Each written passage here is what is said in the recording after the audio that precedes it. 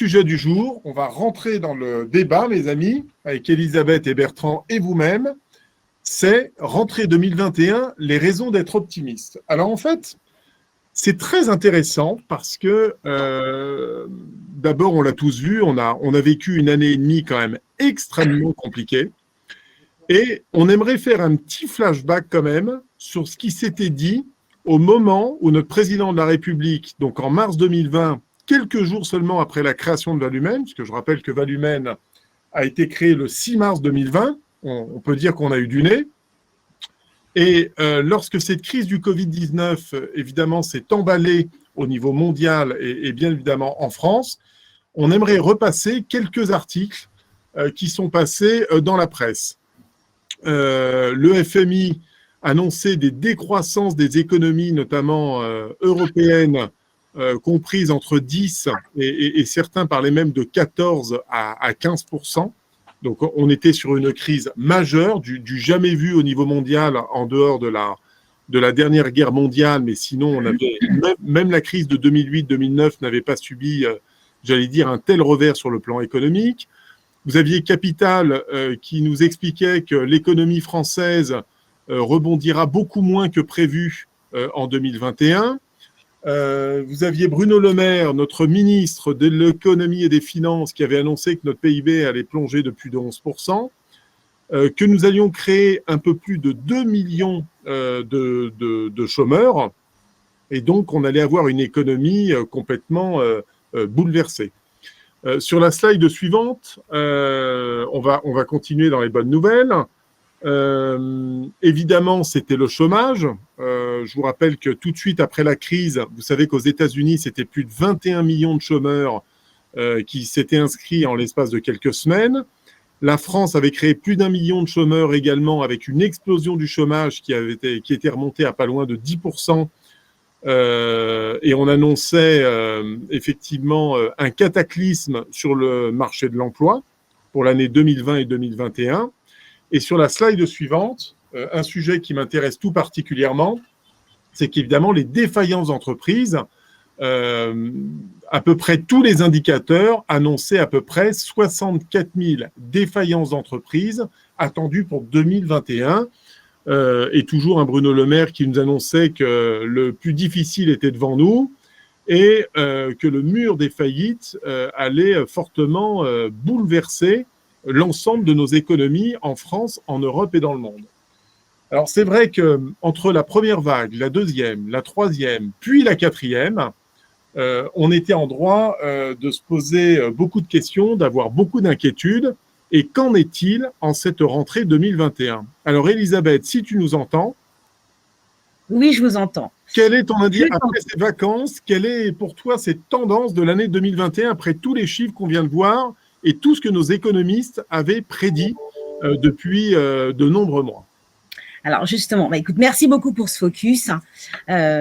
Toutefois, en effet, chez Valumène et comme vous, j'imagine, nous, on souhaite véritablement se tourner vers l'avenir. Donc, en effet, on peut voir effectivement dès à présent un chômage effectivement qui revient, je dirais, à un niveau d'avant 2019. Donc, on peut même dire que nous atteignons une certaine normalisation. Nous pouvons même souligner justement, c'est grâce finalement à une belle résilience, je dirais à la fois de notre économie, mais aussi du bloc européen que nous avons tous formé, malgré ce choc. Alors bien sûr, la majorité des secteurs des biens et des services n'ont pas véritablement, n'ont pas tous été touchés, certes, je dirais au même niveau et au même degré. Bien évidemment, on le sait, le secteur du tourisme, de la restauration, de la culture, de l'événementiel et également les compagnies aériennes, effectivement, ont été touchés. Néanmoins, voilà, au niveau de cet indicateur de chômage, on revient effectivement à un taux, je dirais presque, on va dire optimiste, dans le sens où on revient véritablement au niveau d'avant Covid. Voilà un petit peu au niveau de l'indicateur, en tout cas du chômage. Effectivement, toi, Nicolas, tu es plus, je dirais, axé sur l'indicateur des faillites d'entreprise, donc chacun son angle de lecture. Oui, c'est ce qu'on disait, c'est-à-dire que finalement, le cataclysme qui avait été annoncé, finalement, il n'a pas eu lieu. Et très objectivement, il n'aura pas lieu, à part dans quelques secteurs d'entreprise, à part quelques entreprises qui étaient sans doute vraisemblablement déjà malades, affaiblies, j'allais dire même asséchées financièrement, mais avant cette crise-là. Et en fait, ce qui est intéressant, c'est qu'on va essayer d'analyser les raisons et surtout de parler d'avenir, de management de transition et de parler des projets d'investissement, de transformation qui vont vous concerner, qui concernent nos managers et qui vont vous concerner dans les semaines et les mois qui viennent. Sur le slide suivant, voilà, c'était toujours, on le voit sur le 3e trimestre, on a paradoxalement, ce qui est incroyable quand même, c'est qu'aujourd'hui, on a un marché du recrutement qui recommence à être tendu. Je parle notamment au niveau des cadres, et c'est là-dessus, c'est une bonne nouvelle pour le management de transition aujourd'hui. Vous êtes de plus en plus nombreux et nombreuses à vouloir faire du management de transition, à vouloir mener des missions pour connaître différentes cultures d'entreprise, connaître différents environnements, avoir des challenges qui reviennent qui reviennent plus fréquemment. Et aujourd'hui, on est sur un métier qui se rajeunit, qui se féminise un petit peu plus. C'est pas encore évidemment la parité, mais en tout cas, on le constate nous quotidiennement et on a quelques femmes chez Valumène qui sont actuellement en mission. Et le marché actuellement se tend. Et j'allais dire paradoxalement, c'est plutôt une bonne nouvelle pour nos managers de transition. On va y revenir également. Sur le slide suivant, sur les raisons d'être optimiste, on voulait analyser avec vous quelles sont finalement les raisons de cette embellie exceptionnelle. Alors, j'ai commencé d'un point de vue un peu macroéconomique, mais surtout, n'hésitez pas à réagir, à poser vos questions tout au long de ce webinaire. Bon, la première raison, les amis, certains d'entre vous connaissent un petit peu mon parcours entrepreneurial. J'ai connu la très grande crise de 2008-2009, comme beaucoup d'entre vous. Mais disons que moi, j'ai été avec mes équipes, je dirigeais un cabinet dans les ressources humaines, on a été durement frappés, puisque après 13 années de croissance ininterrompue et de croissance à 2 chiffres, j'ai dû me résoudre le 30 juin 2009 à mettre en redressement judiciaire à l'époque mon entreprise. À cette époque-là, les mesures gouvernementales, il n'y en avait quasiment pas.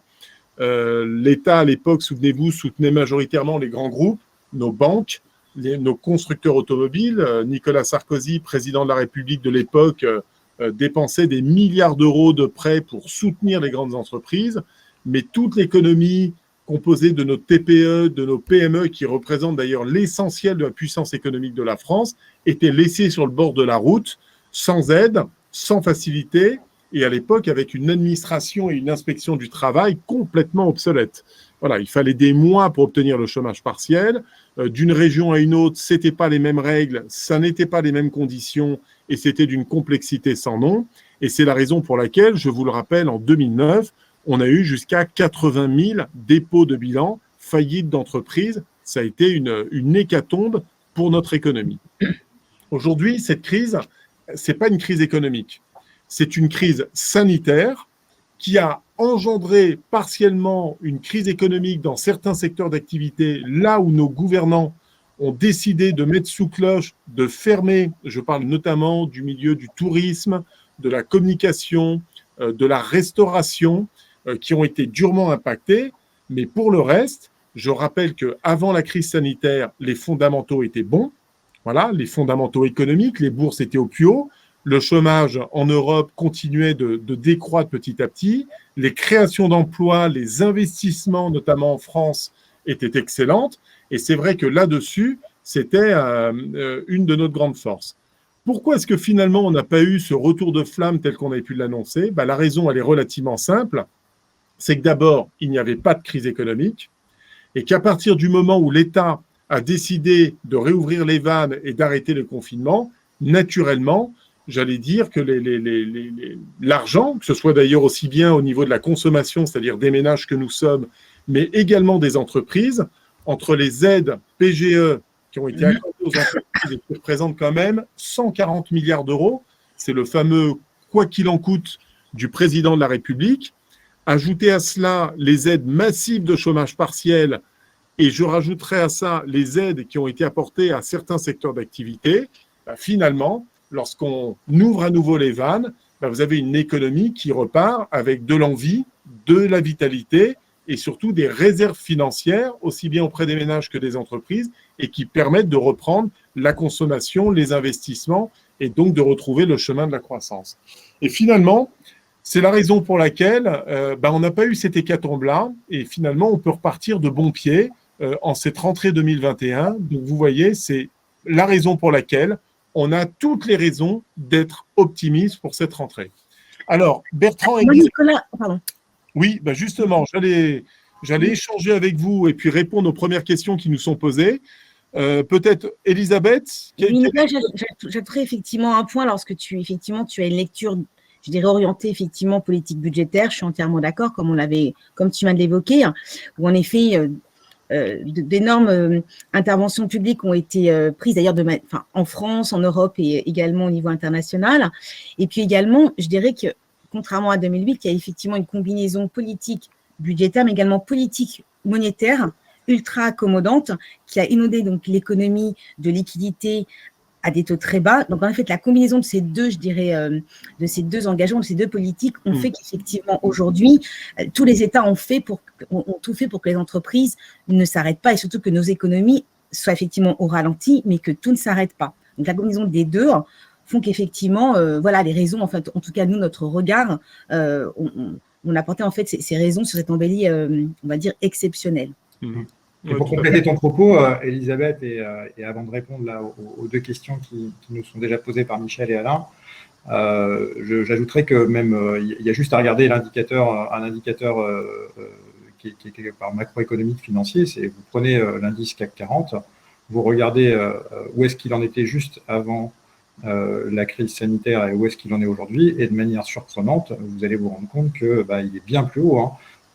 Il est à 6778 points aujourd'hui, alors qu'il était à peine à 6000 points juste au moment de la crise. Donc on voit que même les marchés financiers aujourd'hui soutiennent cette relance économique. Enfin, en tout cas, c'est un indicateur qui prouve qu'il y a une volonté de réinvestir en fait, dans ces entreprises pour poursuivre leur croissance. Donc ça aussi, c'est extrêmement positif. Bon, et puis vous avez évidemment les grands gagnants de la crise, que ce soit au niveau mondial ou en France. Le secteur du luxe, c'est un vrai paradoxe, mais se porte à merveille. Nos groupes français, que ce soit LVMH, que ce soit Hermès ou Kering, ne se sont jamais aussi bien portés qu'en 2020-2021, surtout 2021. Vous avez évidemment les fameuses GAFA, que tout le monde connaît aujourd'hui, mais c'est également, je parle donc de Google, Facebook, Twitter. On pourrait parler de Tesla également aux États-Unis, qui sont des entreprises qui ont tiré profit de cette crise, tout simplement avec les ventes e-commerce qui ont explosé. On pourrait parler d'Alibaba également en Chine. Voilà, ce sont des entreprises qui ont eu des croissances exceptionnelles parce que la consommation a été soutenue, parce que les modes de consommation ont évolué. Et dans cette crise-là, il ne faut jamais que crisis, ça veut dire aussi savoir saisir les opportunités. C'est ça la crise aussi et l'enseignement de la crise, et on va y revenir tout à l'heure. Alors, Bertrand a souligné, nous avons Michel et Alain qui nous ont posé deux questions. Pour alimenter le débat, n'hésitez pas à poser vos questions, les amis. Première question, les contextes semblent être positifs pour demain, pour le management de transition. Comment rendre ce marché pérenne ? Alors, peut-être commencer, Alice, puis je laisserai réagir évidemment Bertrand et Elisabeth dessus. Le contexte, oui, mais je dirais que le management de transition, on a deux manières de voir les choses, notamment sur un périmètre France. La première chose qui me semble importante, c'est que le management de transition en France est encore un métier relativement nouveau.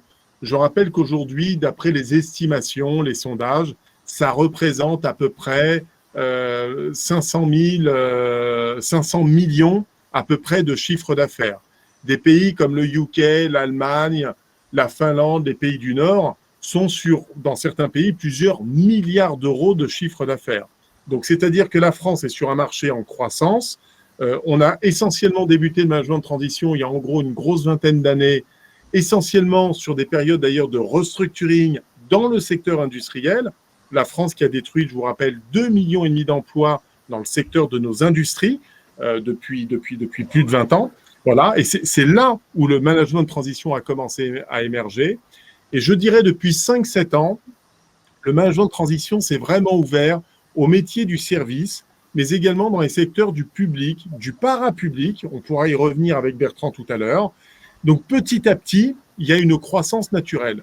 Le deuxième élément qu'il faut souligner aussi, et c'est une très bonne nouvelle pour ces métiers-là, c'est qu'on voit bien aujourd'hui que le CDI a de moins en moins la cote, que nos grands groupes et ETI ont de plus en plus de mal à recruter parce que nous recherchons plus de liberté, plus d'agilité, plus de souplesse.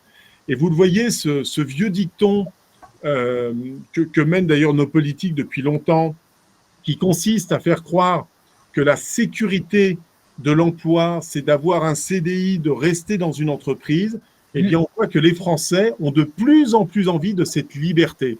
Et je crois que c'est très intéressant parce qu'on va aller dans les années qui viennent, je suis persuadé qu'on aura beaucoup plus de managers de transition et nos entreprises vont pas avoir le choix parce que comme elles doivent se transformer, accélérer leur transformation et pas sur des schémas à 5 ou 6 ans, hein, dans des schémas extrêmement rapides, eh bien, un excellent moyen de le faire, c'est de mettre des managers de transition, c'est d'y mettre de l'impact, c'est mettre de la percussion avec des femmes et des hommes engagés, voilà, qui viennent pour remplir une mission et pas pour gérer de la réunion, pour gérer une carrière ou pour prendre des décisions non pas dans l'intérêt de l'entreprise, mais dans l'intérêt de son chef pour pouvoir éventuellement avoir une promotion, être bien vu vis-à-vis de ses collègues et tenir dans le job. Et je crois que le changement, il est là aujourd'hui. Et pour moi, je pense qu'on rentre dans une période exceptionnelle de transformation. La crise du Covid, finalement, est en train d'accélérer. On le voit au niveau des ressources humaines, on le voit au niveau du télétravail, on le voit au niveau sur le plan organisationnel, sur le plan IT, digital, sur la supply chain. Quand vous avez des usines qui fonctionnent, avec 30% de personnel en moins, on est en train de voir qu'on va pouvoir gagner en agilité, en flexibilité, ouvrir sur des plages horaires un peu plus grandes. Bref, allier tout simplement ces changements d'organisation culturelle qui sont nécessaires à notre évolution. Et en ça, la crise, c'est encore une fois quelque chose d'extrêmement positif. Bertrand, est-ce que tu peux nous faire, toi, un petit focus, justement, quelle est un petit peu ton analyse, ta vision, justement, par rapport au management de transition dans le secteur des opérations et de la supply? Oui, volontiers. Alors, je le disais tout à l'heure, là, pendant que vous étiez en train de régler les problèmes techniques, aujourd'hui, moi, j'ai beaucoup de signaux faibles qui me font dire que ça redémarre très fort depuis cette rentrée. Je pense que les entreprises ont eu le temps de maturer des plans de transformation et de se dire qu'aujourd'hui, il fallait accélérer ces transformations et c'est même pas les tenir dans le timing qui était prévu initialement, c'est vraiment de les accélérer. En fait, il y a certainement des enjeux économiques qui sont liés à des responsabilités avec les actionnaires. Mais au-delà de ça, on voit de la part des managers opérationnels une vraie volonté et une vraie liberté, jusqu'à une liberté de moyens pour accélérer ces transformations. D'où, je pense, un emploi plus important de manager de transition. Parce qu'un manager de transition, en fait, il répond à la fois à ce que j'exprimais sur la nécessité d'avoir du leadership transformationnel, de l'expertise, et en même temps, une fois que la mission est finie, la mission est finie. Donc on ne s'encombre pas, en fait, de se dire, qu'est-ce qu'on va faire de cette personne, comment on va l'occuper et tout. Donc, ils ont aussi cette liberté. Donc ça correspond à un vrai besoin et qu'on voit à la fois sur les aspects, alors opération, j'entends par opération, les achats, ça commence à frétiller, mais surtout la partie logistique, la partie supply chain, et même sur les industries, là on voit depuis cette semaine qu'on a un réveil avec des sollicitations sur des besoins de managers de transition comme chef de projet pour soutenir des transformations. Alors, il y en a certes qui correspondent plus à venez m'aider parce que je suis un peu dans la crise, hein, ça fuit de partout. Et puis il y en a où, et c'est la grande majorité, c'est venez nous donner un coup de main, accompagner notre projet pour garantir quelque part le ROI qu'on a annoncé à nos actionnaires. Voilà. Donc, ça c'est bien parti. Alors, on a d'autres, j'espère avoir répondu à une partie des questions qui étaient posées. On en a d'autres qui viennent de s'afficher. Alors, Eddy. oui, tu peux le voir. Alors, d'ailleurs, Bertrand, regarde. Signe positif. Là, il y a eu un vote également. Si on fait démarrer la réponse, quid des entreprises sous perfusion lorsque les aides seront totalement supprimées? Voilà, je pense qu'on peut répondre très rapidement à Michel. Bah, évidemment, le problème des entreprises très fragiles, moi je vais vous donner mon point de vue, évidemment, elles ont pu bénéficier d'un prêt PGE, ce qui est une chance énorme, hein. Ça pouvait représenter dans un certain nombre de cas jusqu'à 25% du chiffre d'affaires réalisé par l'entreprise l'année passée. Maintenant, cette dette, nous l'avons, au même titre que les 240 milliards d'euros qui ont été dépensés auprès de nous tous, hein. C'est une dette collective que nous avons. En fait, je pense qu'il y a deux manières de voir les choses. Si vous avez à la tête un entrepreneur et une équipe dirigeante qui utilisent l'argent public intelligemment, quand je dis intelligemment, c'est pas pour combler des pertes, mais pour investir, pour transformer un modèle, pour adapter l'entreprise, son organisation, ses outils, ses services, ses moyens à un marché en pleine mutation. Dans ce cas-là, vous vous donnez une chance de survivre, de vous transformer et donc de pérenniser votre entreprise. À l'inverse, si vous restez malheureusement beaucoup trop frileux, que vous gardez l'argent qui vient s'amenuire progressivement parce que vous n'avez pas résolu les pertes, parce que vous n'avez pas pris le temps d'investir, dans ce cas-là, vous mettez clairement votre entreprise en danger et très honnêtement, ces entreprises-là finiront par être vendues ou tout simplement par déposer le bilan dans les mois ou dans les années qui viennent. Voilà. Bon, ça, c'est de la responsabilité de l'équipe dirigeante et on espère qu'on en aura bien évidemment le moins possible. Voilà. Bon, maintenant, il ne faut pas se leurrer. C'est évident que certaines entreprises fermeront. Voilà, et que certains secteurs seront beaucoup plus impactés que d'autres, malgré le fait qu'ils aient été soutenus. Mais comme tu le disais, c'est soit parce que la situation était déjà compliquée avant la crise sanitaire, mais aussi parce qu'il y a une transformation d'un certain nombre d'usages, de modes de consommation, d'habitudes de travail qui changent considérablement. Voilà, enfin, on voit bien, ne serait-ce que si vous regardez aujourd'hui le nombre de mètres carrés disponibles à la Défense ou dans certains quartiers d'affaires, voilà, on sent bien qu'il y a des révolutions qui vont intervenir et qui impacteront soit l'entreprise de manière, je pourrais dire, létale, soit à changer son modèle économique, à changer son approche et sa proposition de valeur. Ouais, tout à fait. Alors, on a regardé Elisabeth et Bertrand, nous avons Sylvie. Comment faire pour se positionner aujourd'hui alors que nous avons quitté le management de transition juste avant le Covid, donc on va dire il y a 1 an et demi, soit pour moi le 31 janvier 2020, pour des problèmes personnels. Je n'arrive pas à rebondir alors que précédemment, aucun souci. Elisabeth, tu as quelque chose à dire à notre amie Sylvie? Ben, écoutez, appelez-nous. Non, mais pour échanger, je ne suis pas en direct avec les managers. Ce serait intéressant de pouvoir vous rencontrer et d'échanger pour en fait connaître à la fois quel secteur vous couvrez et quel type de compétences vous pouvez proposer ou ce que vous proposiez jusqu'à présent.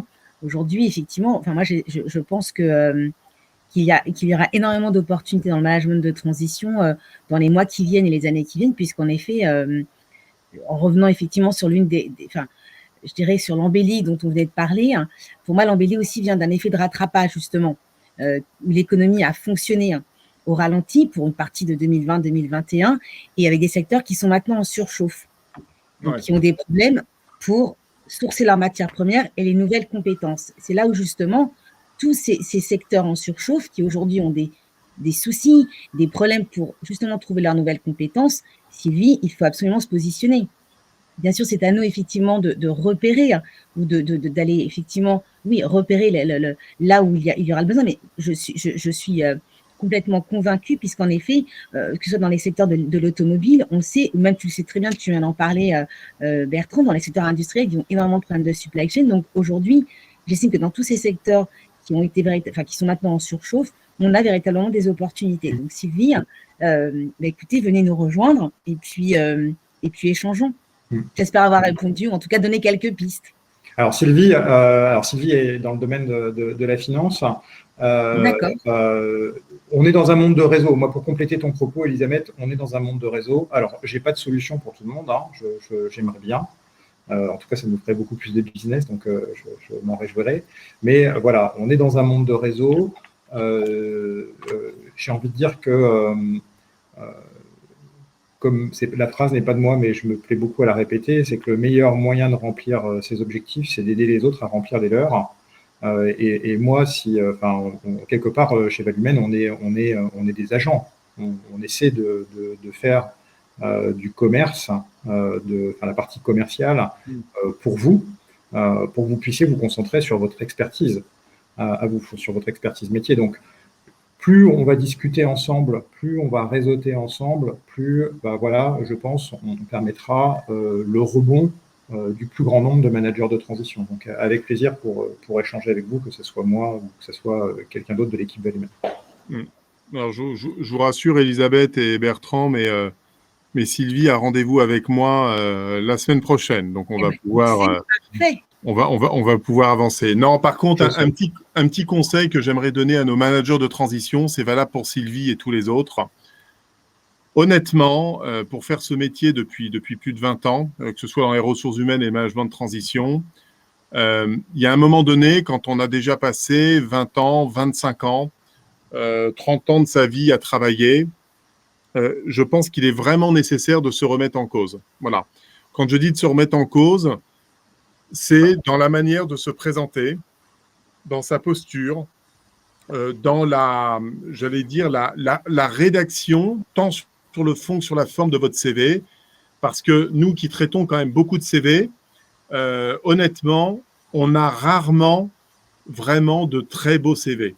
On a parfois des CV, des gens qui ont 30 ans de métier, avec des CV qui font 3, 4, 5, 6, 7 pages, voilà, qui sont denses, qui ne donnent pas envie de lire. Alors, on sait que quand on a 30 ans de métier, il y a beaucoup de choses à dire, mais le fait d'être concis, donc d'être puissant, d'avoir des mots, d'agréger, de synthétiser, d'aller à l'essentiel et surtout de mettre les éléments qui va davantage attirer l'attention et déclencher l'envie, finalement, de pouvoir se rencontrer. Et je me permets d'insister là-dessus parce que, finalement, quand on a la tête dans le guidon et qu'on a du mal un petit peu à s'extraire de ça, parce que c'est pas évident, je vous invite vraiment à vous accompagner. On a chez Valumène quelques talents. Nous avons des coachs très bons en la matière pour dirigeants et cadres dirigeants, dont moi j'ai mis encore dernièrement 2 managers de transition qui ont décidé de se faire accompagner. Ça leur est particulièrement utile et ça, je tenais également à le souligner parce que pour percer, pour aller gagner une mission intéressante, eh bien, il faut aussi être dans une forme de séduction. Et cette séduction, ça se travaille tant sur le fond que sur la forme. Et ça, c'est un élément à prendre en compte qui me semble essentiel, que vous soyez dans la finance, les RH, l'IT ou dans d'autres domaines. Voilà.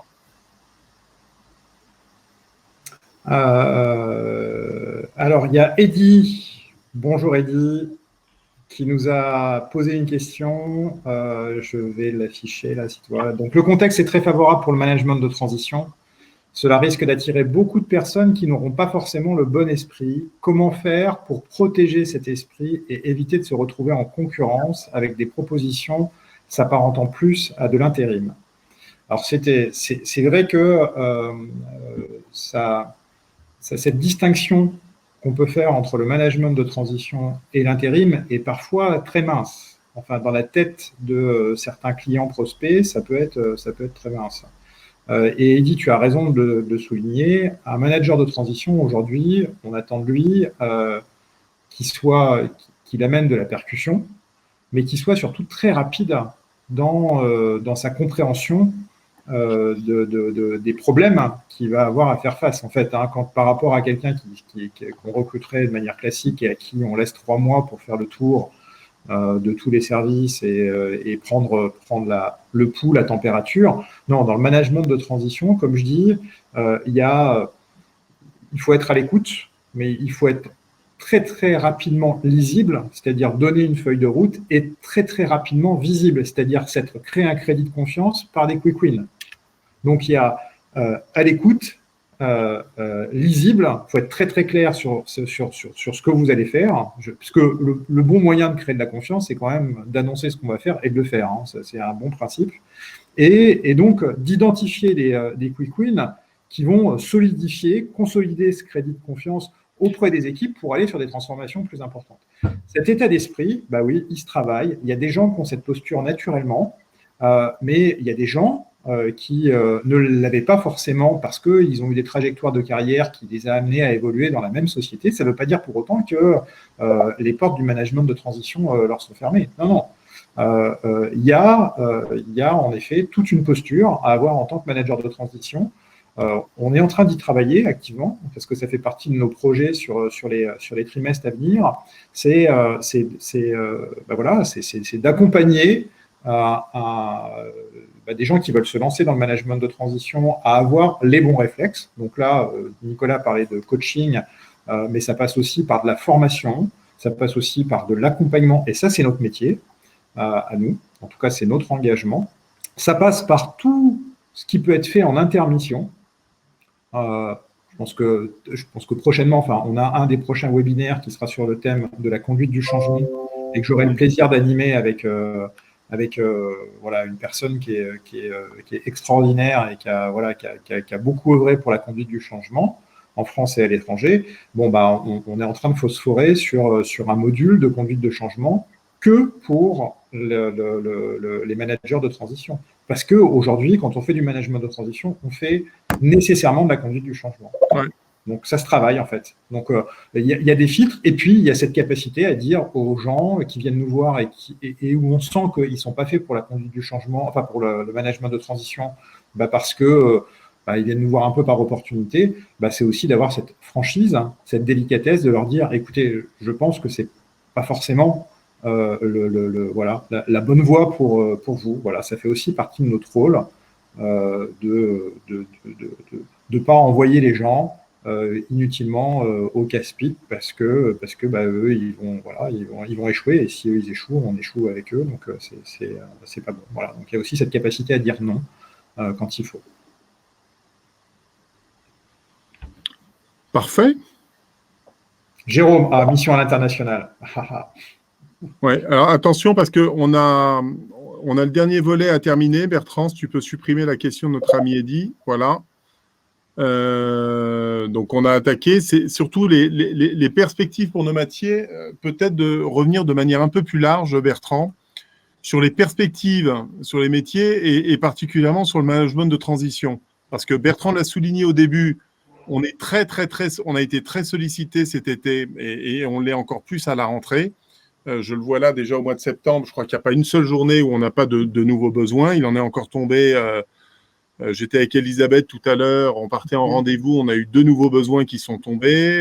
On en a 2 hier. Bon, et c'est vrai qu'il y a pas mal de besoins. Si on devait faire un petit peu une matrice, Bertrand et Elisabeth, sur les besoins et nos besoins à venir. J'ai parlé en introduction tout à l'heure sur le fait que, oui, moi, étant donné que mon périmètre à moi concerne les opérations, je détecte qu'il y a un certain engouement pour les opérations actuellement. Maintenant, les besoins qu'on a eus ces derniers jours ne prédisent pas des besoins à venir, enfin, ou du moins sur les fonctions. Néanmoins, ce que je peux dire, c'est qu'aujourd'hui, on voit qu'en termes de répartition géographique, c'est pas tout concentré, c'est pas Paris-Île-de-France, mais c'est beaucoup en province.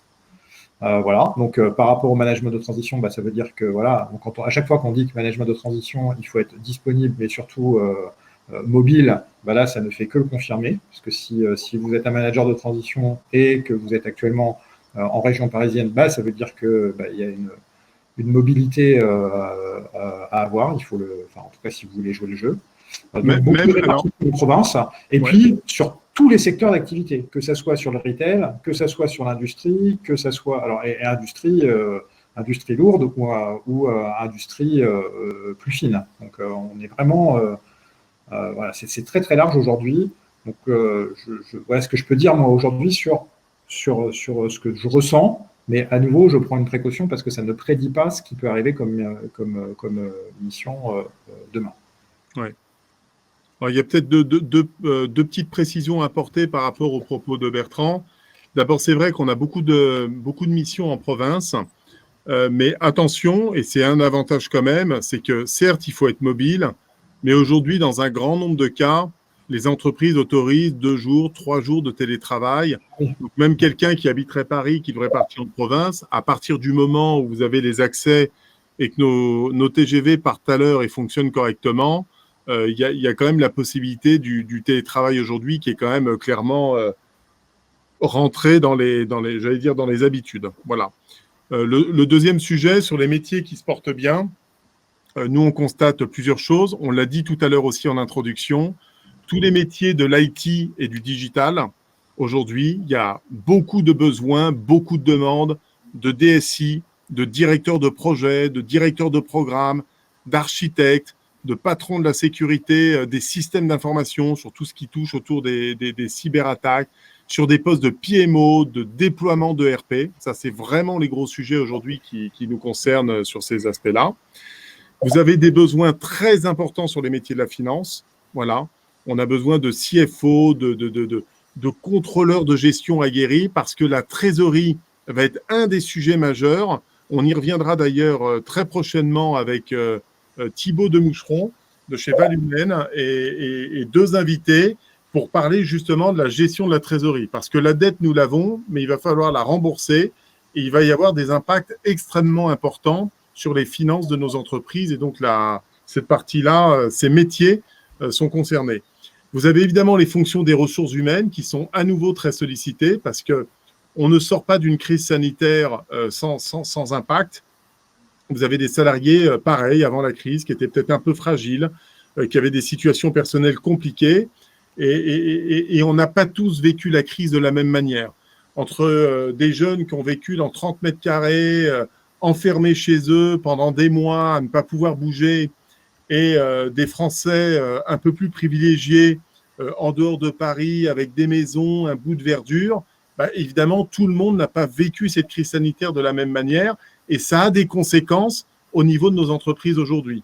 Alors, les managers de transition ont un rôle important au niveau des ressources humaines à jouer parce qu'il faut, remettre, l'ensemble des collaborateurs au travail de manière coordonnée, en tenant compte des circonstances sanitaires qui ne sont quand même pas totalement résolues à l'heure où nous parlons, et dû au fait également que beaucoup d'entreprises ont imposé du télétravail, parfois à raison d'1 journée, 2 journées ou 3 jours par semaine. Et donc, ça impose de réorganiser la manière de faire le travail, la manière de manager les équipes, la manière de les animer, d'encadrer, de recenser les signaux faibles, d'accord ?